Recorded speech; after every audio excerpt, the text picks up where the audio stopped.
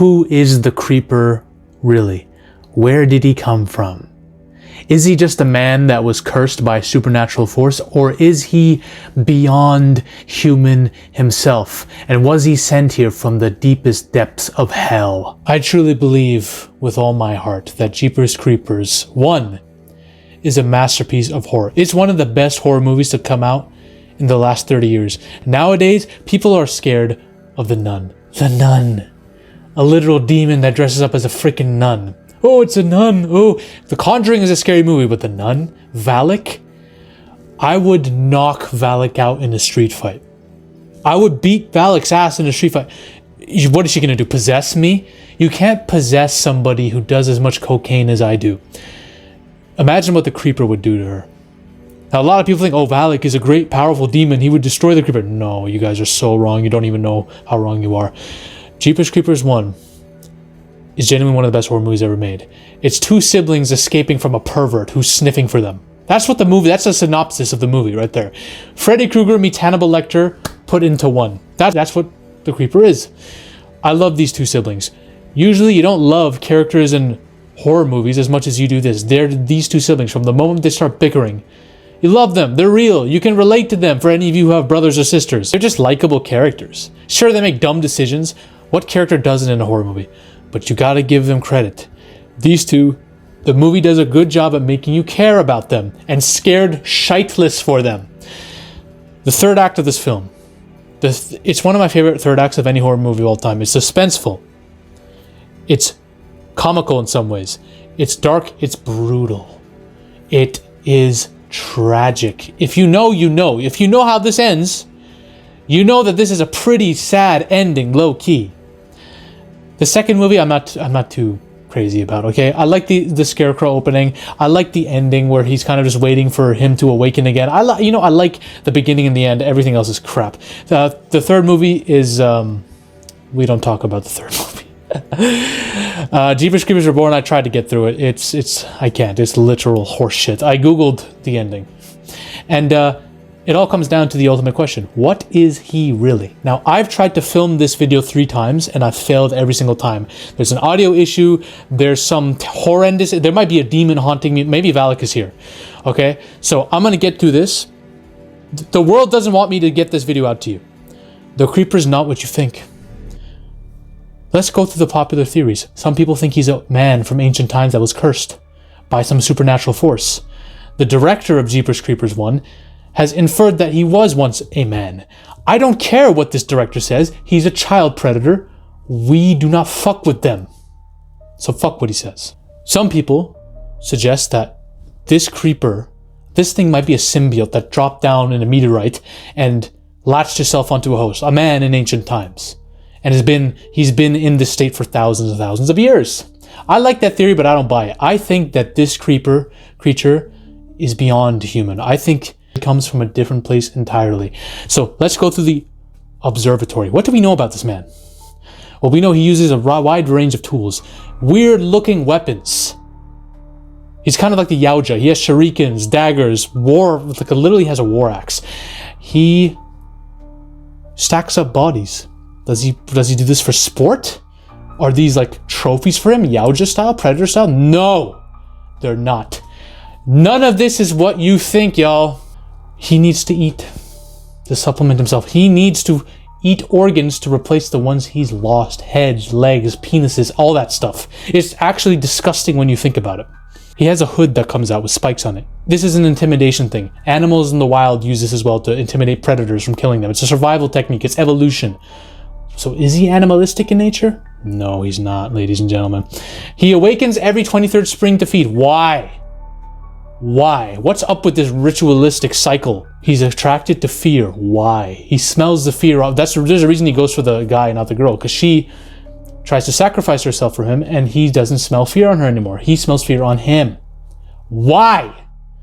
Why is he attracted to fear? This cannot be just an animal. Psychic links.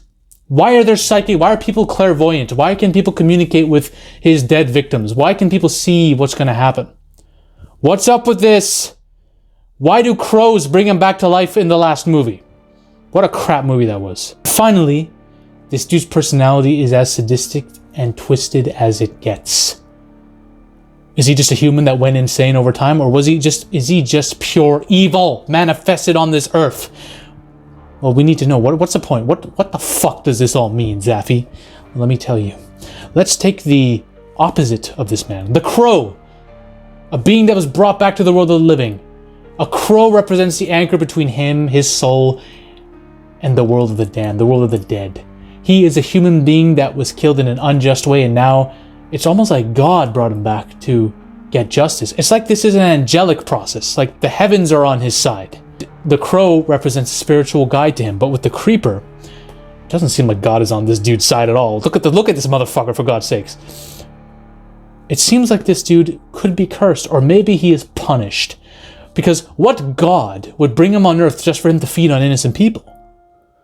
What God would punish him that way, at the cost of human life? It doesn't make sense, does it? Why does he look like this? The crow looks human. Eric Draven is a human turned supernatural being. Could this just be a man bat that was turned supernatural? No, y'all. He didn't originate from Earth. He did not originate from fucking Earth. This dude was something else. He came from a different dimension entirely. I believe, without a shadow of a doubt, and I have evidence to prove this, kind of. He is an ancient demon, specifically a Duke of Hell. Everything about this being, don't leave the video yet, please. Everything about this being is ritual in nature. His life cycle, the fact that he resurrects from his slumber for a certain amount of years. It's like a sentence. This is like a sentence that's been put on him, right? This is like a sentence that's been put on him. Like many other demons we've seen in movies, he taunts his prey before fucking with it. There were literal ritual sacrifices in his name. In a comic book with this character, there were Aztecs that did human sacrifices and worship to him. Why would just a simple animalistic creature or man that was cursed want ritual sacrifices in his name? Why would he need this? Especially with the world changing and evolving and no ritual sacrifices happening anymore. Why were these things even existing back then? Why did he allow it? He inspired, I guarantee this guy's being, his existence inspired many cultures. The Mayans worshipped a bat god, a literal bat god named Kamzost or something, that they did ritual sacrifices to. People would have seen this guy flying around and it would have influenced their religions and their spiritual teachings and their cultures ever since. What's up with the mural?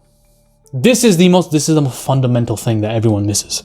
Are these just trophies on a wall? No. In Dante's Inferno, their illustrations of his conception of hell are all like an orgy of bodies set up mural style. Tormented souls stacked onto one another in like an artistic piece, portrait. Every single conception of hell you see has this. Every single one. If you've seen Event Horizon, a movie in which a spaceship literally opens a portal into another dimension called hell, we see a vision of what hell looks like. And they get influenced straight from Dante's Inferno. An orgy of fleshy bodies. Disgusting. I can't even have it on YouTube because they'll demonetize this video. They're all the same. Look at this. I believe the creeper is recreating what hell was to him when he was ruling as a Duke of Hell in his lair with bodies. Similar to how hell has tormented souls stacked onto each other like an orgy portrait. I believe that's what he's been doing. And think about this. His lair is located where? Beneath a church underground. A lair of bodies dead, tormented. Beneath a church, you cannot represent. If that's not a representation of hell, I don't know what the fuck is.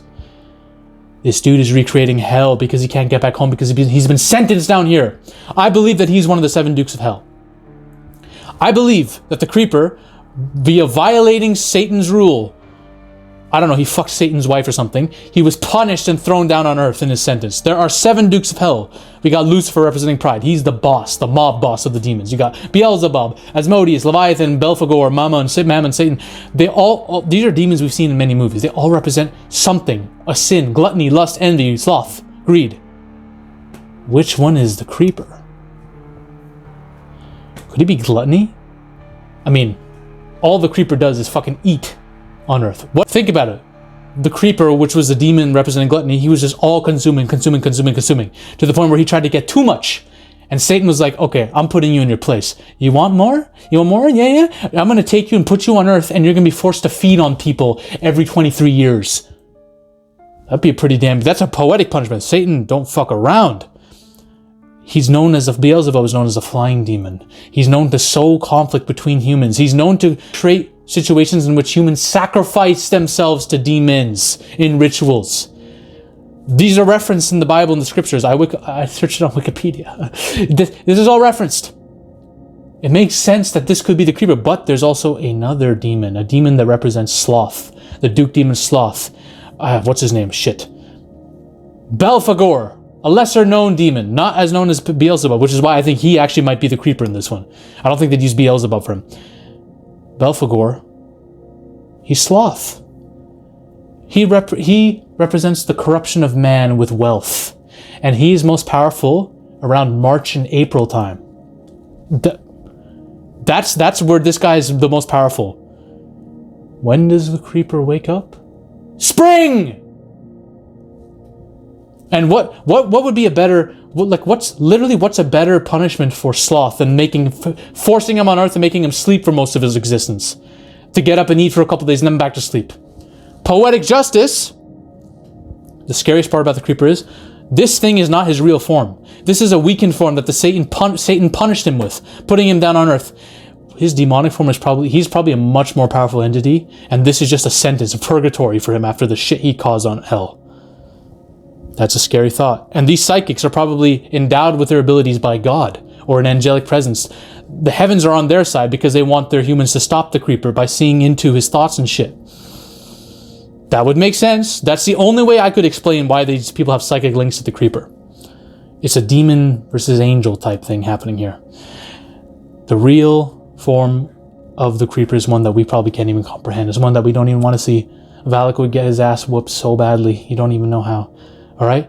That's what the creeper is.